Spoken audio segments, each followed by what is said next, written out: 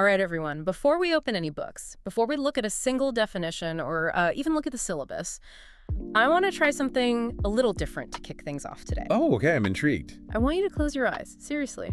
Just for a second, humor me. Block out the room.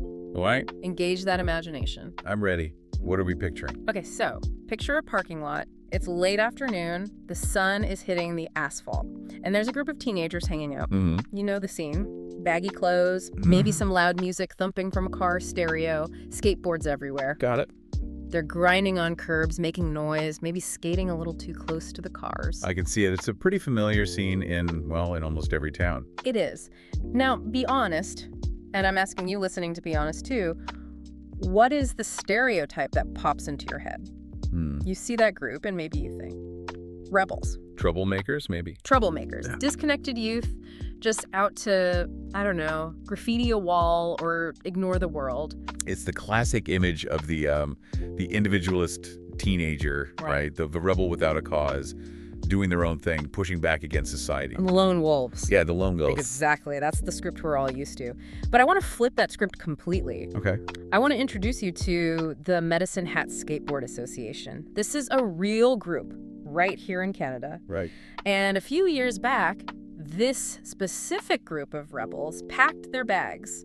But they didn't go on a surf trip to California.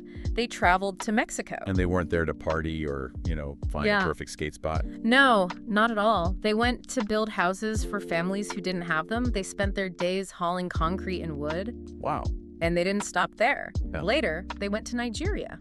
And from the files, it looks like they did some serious heavy lifting there. They built a hospital. A whole hospital. They drilled wells for clean water, so the village didn't have to rely on contaminated sources.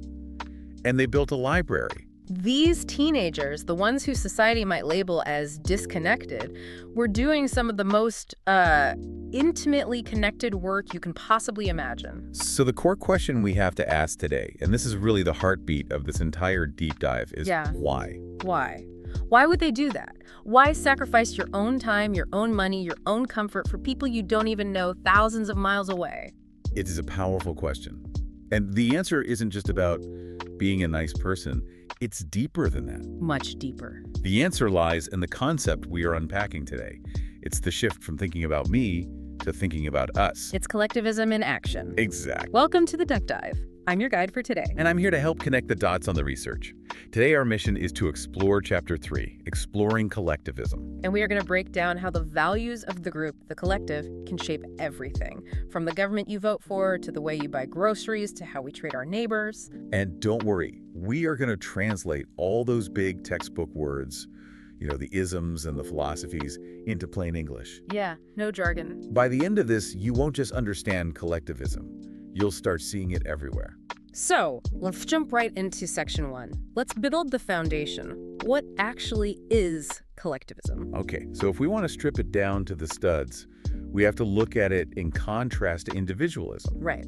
We spent a lot of time previously talking about individualism. You're the captain of your own ship. Collectivism is the counterweight to that. Okay. It's the idea that individuals do not live in isolation. We aren't islands. We depend on one another. So it's about prioritizing the group's needs over what any one individual might want. Precisely. It suggests that the health of the community is, at the end of the day, more important than the autonomy of one person. And there is a key vocabulary term here that comes up constantly in the source material. There is. It's human interdependence. It sounds a bit technical, but let's break that down. It's actually quite beautiful when you think about it. It's a formal way of saying, we need each other to survive. Simple as that. Simple as that. Collectivism views human beings fundamentally as social creatures. It emphasizes that our happiness and, honestly, our physical survival depends on companionship and the support of others. So you can't really go it alone. In a collectivist worldview, no. If you try, you fail. And this isn't some new, modern political theory invented in a university hallway, right? This is ancient. Oh, absolutely. Especially when we look at the roots of collectivism here in Canada, specifically in Aboriginal cultures. Yeah, the source material highlights the perspective of Leroy Littlebear, A very respected educator and writer from the Blackfoot Confederacy. He talks about this concept of wholeness. And I love the analogy he uses. He says, you have to focus on the forest, not just the individual trees. That is such a perfect image for this. Think about it. If you only look at the tree, its height, its bark, its leaves, you miss the whole ecosystem that keeps that tree alive. You miss the soil, the water. The fungal networks, the other trees that are blocking the wind. Little Bear explains that in Plains Indian tribes, the center of social organization isn't the nuclear family, mom, dad, kids. It's the extended family. So it's the aunts, the uncles, the grandparents, cousins, everyone is involved. And it goes even bigger than that. Families form bands, bands form tribes, tribes form confederacies. It's all connected. The unit of survival isn't the single person. It's the web of relationships. There's also that visual of the Métis holistic lifelong learning model. The source describes it as a tree with rings. It does.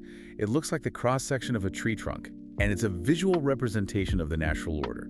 It links learning directly to the well-being of the community. So the idea is that you don't learn just to make yourself smarter or to get a better job for yourself. Which is often how we pitch education today, right? Get good grades so you can get a good salary and buy a nice car. Exactly. But this model flips that. It says your learning is about contributing to the regeneration of the whole community forest. Your learning connects the self, the people, the land, and the traditions. You learn for the group. So your success is the community's success. That's it. A totally distinct shift in motivation. Okay, so let's do a quick check-in for everyone listening. Think about your own life right now. What groups do you belong to? Are you on a sports team? A drama club? Do you have a massive extended family that gets together every Sunday? And ask yourself, how much do you rely on them? I mean, really rely on them. Could you function completely without them? That reliance, that's the seed of collectivism. That is. Okay, so we've established what it is socially and culturally, but how does this look when we start talking about running a country? Because that's where things get complicated. Very complicated. Let's move into section 2, political expression. Right, and this is where we have to dust off some history books and look at the philosophers, the old school thinkers. And to really get this, we have to talk about the social contract. It's a huge concept. Yeah, I always feel like social contracts sound like a piece of paper you sign at the DMV or something. But it's more of a philosophical concept, isn't it? It is. It's a metaphor. Yeah. And to understand it, we really have to start with Jean-Jacques Rousseau. French philosopher, 1700s. Exactly. What was his pitch? Well, Rousseau is essential for understanding modern democracy. He argued that each individual living in a society has a kind of deal with everyone else. A deal, like a handshake agreement. In a way, yes. The deal is that you, as an individual, voluntarily give up some of your own self-interest. Okay, like what? Well, maybe I don't drive 100 miles an hour through a school zone, even though I'm in a hurry.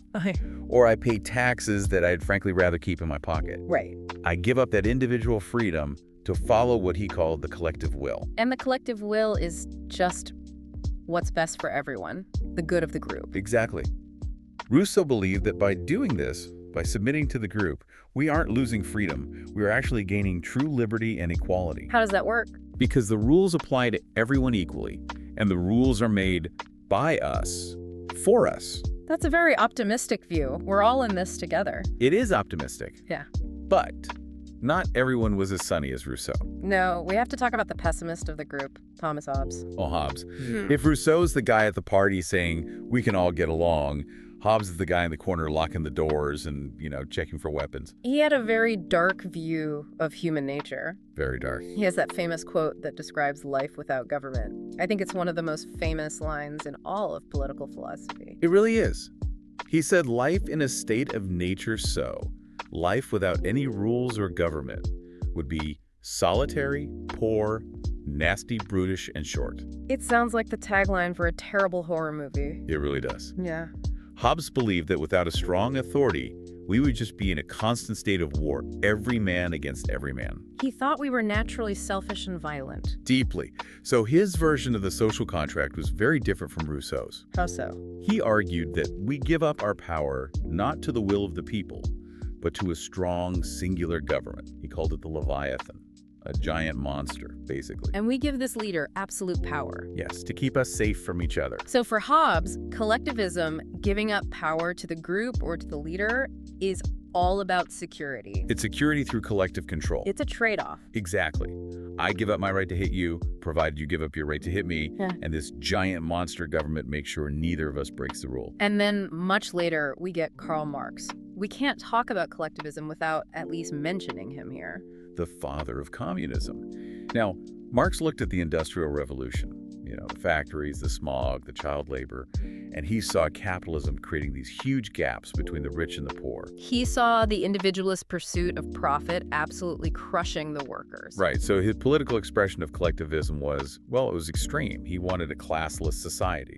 He wanted the workers, the proletariat, to unite and take collective control. Control the government and the economy. All of it.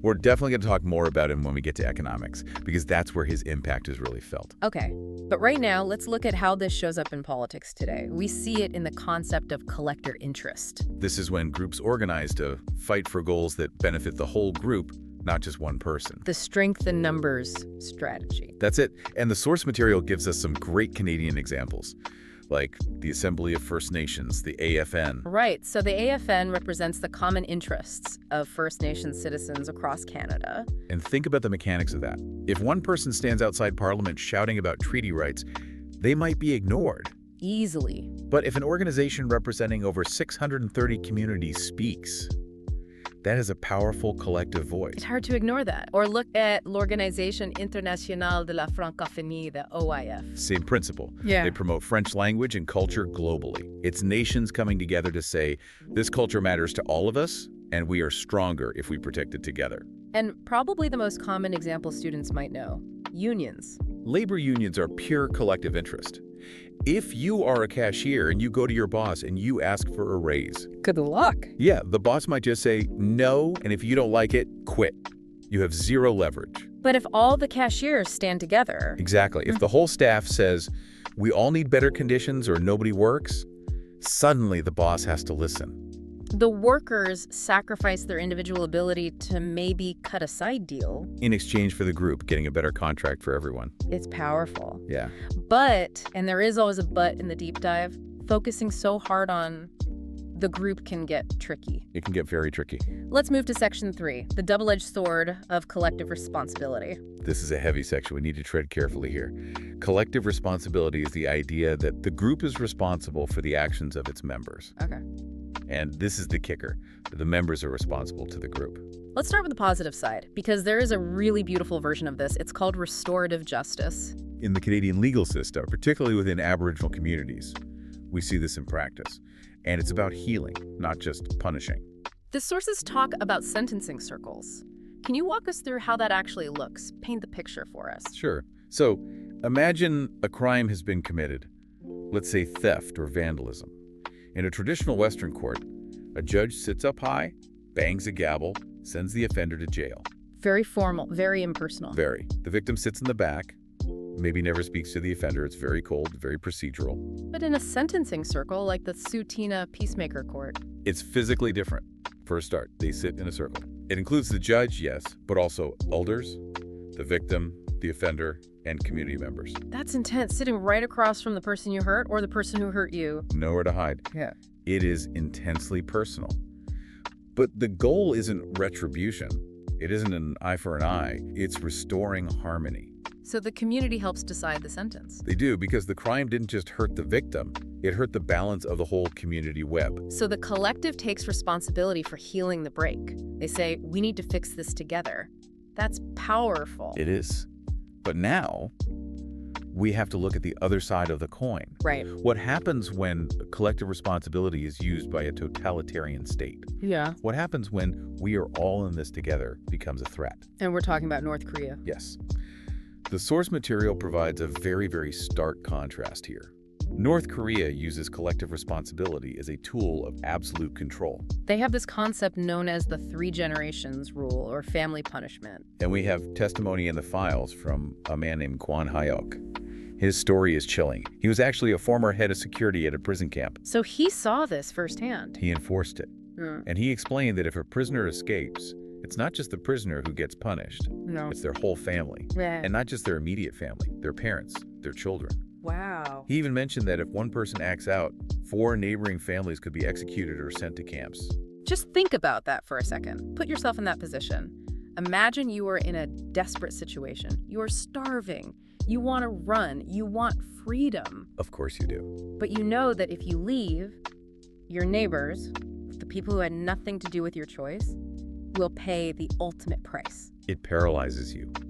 It forces the community to police itself out of pure terror. You don't need a guard on every corner. No. Not if everyone is terrified that their neighbor's mistake will kill them. Yeah. That is collective responsibility twisted into a weapon. It really makes you appreciate the difference between choosing to support a group and being forced to answer for a group. Absolutely. It's the difference between solidarity and subjugation. And that tension between freedom and group control carries right over into our next topic. It does. Section 4. Economic expressions, or as I like to call it, sharing the wealth. Money, property, and who owns what. The big divide here is public property versus private property. Right. In a purely individualist system, you own your car, your house, your land. It's yours. In a collectivist system, there is a push for public property things owned by the state or the community for the good of everyone. And in Canada, we have a mix of both. We have Crown land and Crown corporations. Exactly. Think of national parks. You don't own Jasper National Park. I don't own it. No. The Crown, which is essentially the government acting for the people, owns it. Why? So that we can all enjoy it. Right. If it were private, maybe only rich people could see the mountains. Or think of schools and utilities. But Marx, our friend from the political section, he wanted to go all the way, right? Did. Marx argued for the abolition of private property. He believed that the workers who make the products should own the factories, not some wealthy owner. He thought private property was the root of all exploitation. Why should the owner get rich while I break my back? That was his fundamental question. Now that might sound extreme to us today, but there are communities living deeply collectivist economic lives right now in Western Canada. Yes. We have to talk about the Hutterites. This is a fascinating case study. It really is. The Hutterites are a Christian community, and they practice what they call a community of goods. So if I'm a Hutterite, do I have my own bank account? No. Do I own the tractor I drive in the fields? Nope. The colony owns it. All the money earned from farming, from whatever they produce, goes into the colony's pot. So if I need new shoes, or if I want a soda? You ask the colony, and the group provides for your needs. You work for the group, not for a paycheck. It's a system based entirely on collective security and sharing. And it works for them because they choose it. It's faith-based.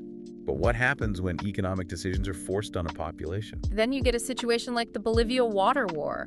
This is a wild story. It is a classic example of privatization gone wrong. Okay. It happened in 1999 in the city of Cochabamba, Bolivia. Okay, so set the stage. What happened? Well, the World Bank basically told Bolivia, you need to privatize your water system to save money. So the government sold the rights to the water in Cochabamba to a huge American company called Bechteltel. And the logic from the capitalist side was that a private company could run it more efficiently than the corrupt local government. Right. Bechtel claimed they were fixing a broken, debt-ridden system. That was their side of the story. But the reality of what happened on the ground. The reality was that prices skyrocketed.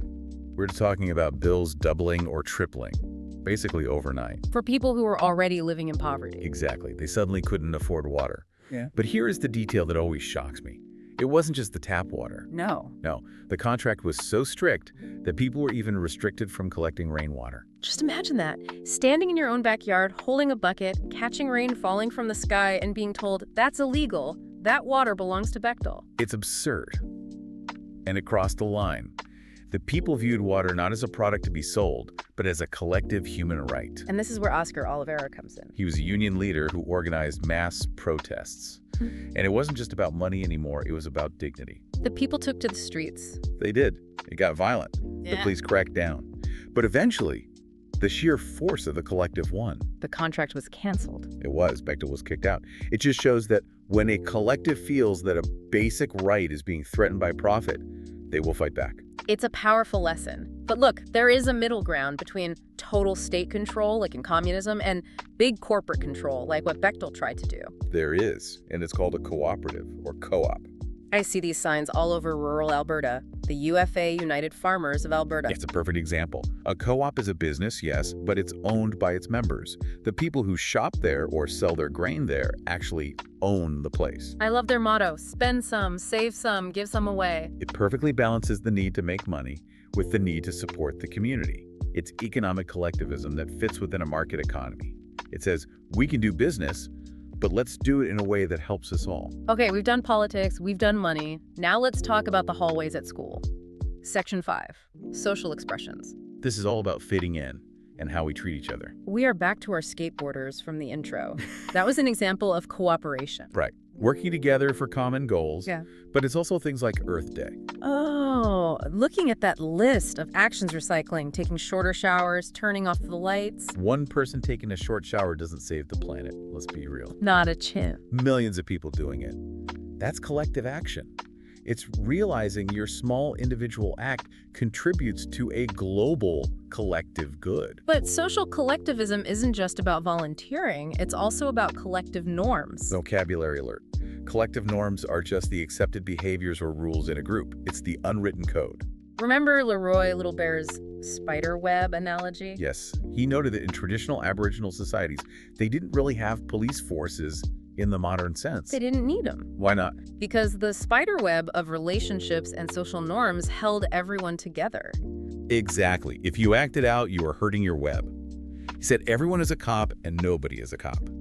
The pressure to be a good community member kept order. We see a version of this in high school, don't we? We call it peer pressure. Absolutely. Peer pressure is just the enforcement of collective norms. And it can be positive, like a group of friends who study together and say, hey, we don't skip class. Or it can be negative. Very negative. Bullying someone because they dress differently or don't follow the norm. And the source material actually brings up anti-bullying as a government issue? This is interesting.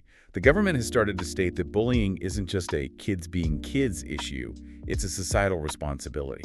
Meaning if a kid is being bullied, it's a failure of the collective. Yes, a failure of the school, the parents, the community, a failure to protect that member of the group. It's saying we are all responsible for how safe this school feels. Exactly. It shifts the burden from the victim to the community. Okay, we have time for one last major section, and this is the big one in Canadian politics. You just can't avoid it. Not a chance. Section 6, the Balancing Act Healthcare. You absolutely cannot talk about collectivism in Canada without talking about the Canada Health Act. It is basically a sacred topic here. It's part of our national identity. It is. Our system is publicly funded. That is a deeply, deeply collectivist value. We all pay taxes into a giant pot. Why? So that if you break your leg, or I get cancer, or your neighbor has a heart attack, we all get care without having to pull out a credit card at the front desk. It prioritizes need over ability to pay. It does. But the debate is always there. The source mentions the Quebec Supreme Court ruling regarding private clinics. Right. The argument is, if the public system makes you wait too long, say you need a hip replacement and the wait is 2 years, shouldn't you have the individual right to pay for private care if you have the money? That is the tension. The collectivist argues no. If we allow private clinics, the rich get faster care, and the doctors leave the public system to make more money, hurting the whole group. And the individualist argues, why should I suffer on a waiting list if I have the means to help myself? My individual health matters. It's the ultimate balancing act. How much individual freedom do we allow while trying to keep the system fair for everyone? And there is no easy answer. That's why it's always in the news. Exactly. It's the friction point where me meets us. Wow. Okay. We have covered a lot of ground today, from skateboarders building libraries in Nigeria, to philosophers in the 1700s, to water wars in Bolivia. Let's do a quick recap before we test your knowledge. Sounds good. So collectivism puts the group first. Politically, we saw Rousseau and the social contract giving up some self-interest for the collective will. And Hobbes, who wanted security from a strong leader because life is nasty, brutish, and short. Right.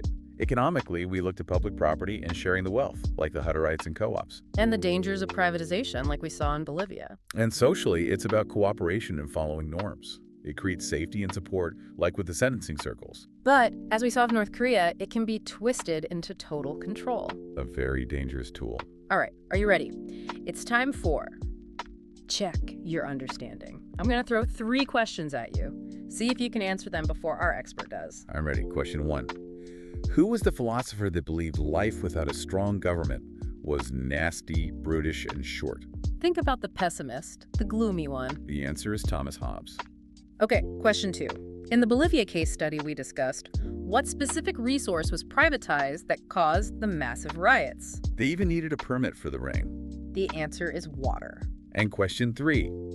What is the term for the legal practice in some Aboriginal communities where the victim, offender, and elders sit together to determine a sentence? It's not about punishment. It's about restoring harmony. The answer is a sentencing circle.